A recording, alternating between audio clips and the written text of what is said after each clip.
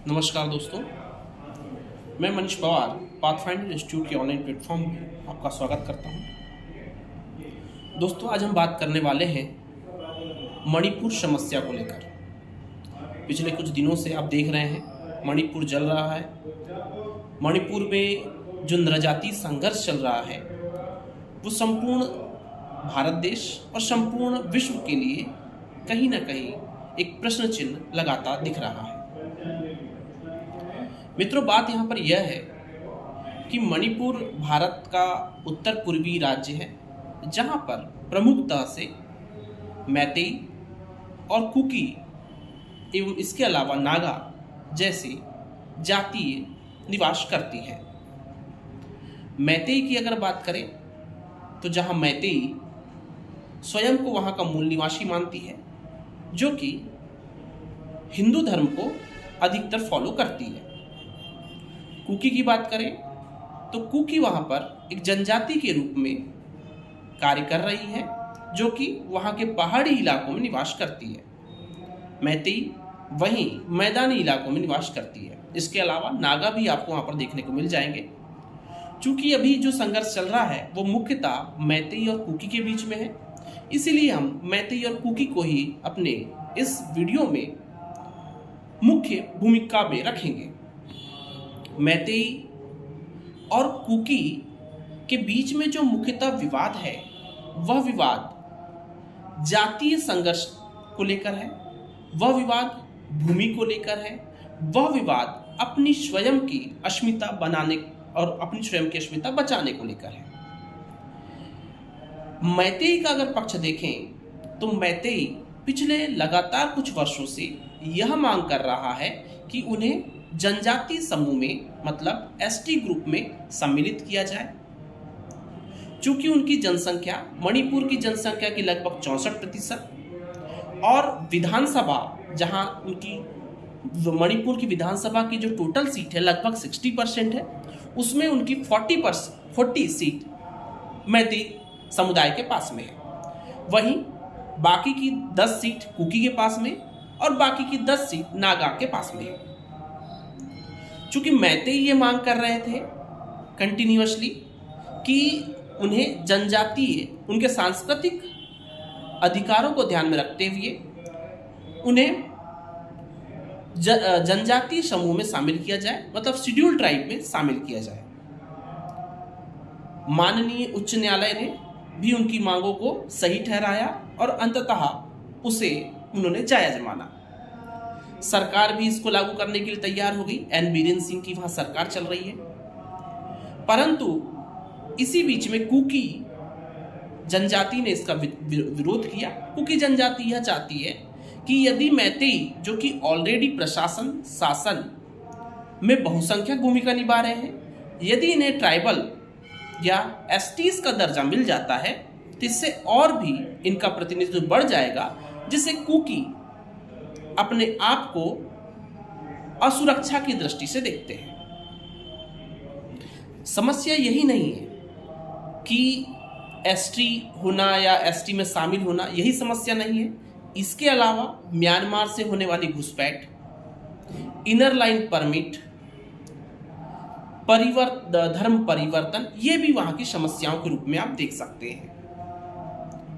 इसके अलावा जो नागा जनजाति है वह भी कहीं ना कहीं एक ग्रेटर नागा स्टेट की मांग करती है, जो मणिपुर का कुछ क्षेत्र, मिजोरम का कुछ क्षेत्र और नागालैंड का क्षेत्र मिलाकर बनाने की बात करती है। तो कुल मिलाकर अगर वर्तमान स्थिति को देखें तो यह जो जातीय संघर्ष है, उस जातीय संघर्ष में कुछ योगदान ब्रिटिशों का भी है, जो कहीं ना कहीं कुकी जनजाति को ईसाई धर्म में परिवर्तित किया गया। नागा जनजाति और कुकी जनजाति को उन्होंने कुछ बहुत ज़्यादा विशेषाधिकार प्रदान किए, जिस विशेषाधिकार को कहीं ना कहीं स्वतंत्रता के बाद में भारतीय सरकार ने भी लागू किया।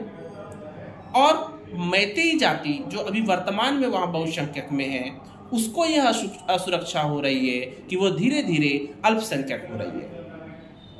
तो कुल मिलाकर यदि हम बात करें तो भारत की जो विविधता है उस विविधता में यदि इस प्रकार की समस्याएं अगर आती रहेंगी तो कहीं ना कहीं भारत में हर दिन कुछ ना कुछ इस प्रकार का प्रक्रिया आने को देखने को मिलेगी। इसका उपाय क्या है? स्वाभाविक सी बात है कि सभी अपने सांस्कृतिक अस्मिता, सांस्कृतिक पहचान के लिए लड़ रहे हैं। अतः यहाँ पर यदि हम बुद्ध के मध्यम मार्ग को फॉलो करें, कहीं ना कहीं उस जाति हिंसा से बच सकते हैं। बुद्ध का मध्यम मार्ग को यदि आप फॉलो करते हैं या श्री कृष्ण के विचार को फॉलो करते हैं तो कहीं ना कहीं इस जातीय हिंसा से बचा जा सकता है। जहां मैतेई जाति को अपने वैष्णव जो विष्णु है, उनके जो अवतार है श्री कृष्ण, उनके विचारों का पालन करना चाहिए। अतिवादी दृष्टिकोण उन्हें भी छोड़ने की आवश्यकता है। तो वहीं कुकी जनजाति को भी उनके जो जीसस है, उनके जो ईश्वर है, उनको उनके आदर्शों का पालन करना आवश्यक होगा। हिंसा कहीं भी सही नहीं है। तो यहाँ पर मैतेई और कुकी दोनों ही जातियों, नरजाति समूह से यह अपील है कि वो शांति बनाए रखें। दोस्तों, यहाँ पर थोड़ी सी जो भूमिका है वो मुझे मणिपुर सरकार की विवादित लग रही है, क्योंकि अगर आप देखते हैं तो जिस प्रकार से मणिपुर में हिंसा भड़की है उसके बाद में सरकार बिल्कुल विफल रही है। यदि सरकार कुछ आवश्यक और ठोस कदम यदि जो मई अप्रैल से जो हिंसा भड़की थी यदि उस समय उठा लेती तो शायद इतनी बुरी स्थिति में नहीं पहुंचती। चूंकि सरकार पूर्णतः विफल रही है तो सरकार को भी कहीं ना कहीं यहाँ पर कटघरे में रखा जा रहा है। तो दोस्तों, यदि भारत में ऐसे ही सांप्रदायिकता को लेकर, ऐसे ही सांस्कृतिक उन्माद को लेकर यदि ऐसे ही समूह आगे आते रहे तो धीरे धीरे भारत एक राष्ट्र की जगह कई छोटे छोटे टुकड़ों में विभक्त हो जाएगा, जो बिल्कुल भी संभव नहीं है। चूँकि हम जानते हैं बड़े मुश्किल से हमें यह राष्ट्र के रूप में एक तोहफा मिला है जिसे हमें संभाल कर रखना बहुत आवश्यक है। अतः मेरी यही उन जनजाति समूह से अपील होगी और अन्य जो अति राष्ट्रवादी विचारधारा वर्तमान में चल रही है उनसे यही अपील होगी कि विपरीत प्रतिक्रिया आपको अवश्य देखने को मिलेगी यदि आप कोई भी क्रिया करते हैं तो दोस्तों, आपको क्रिया के विपरीत प्रतिक्रिया मिलना ही है। यदि आप शांति बनाए रखेंगे तो सामने वाला जो समूह है वह भी अपने आप शांति बनाए रखेगा। अतः सभी वर्गों से मेरी यही अपील है कि शांति बनाए रखें और जो रास्ते निकलते हैं जो हमारे भारतीय संविधान में उल्लेखित है उन्हीं रास्तों पर कार्य करें। धन्यवाद। Thank you.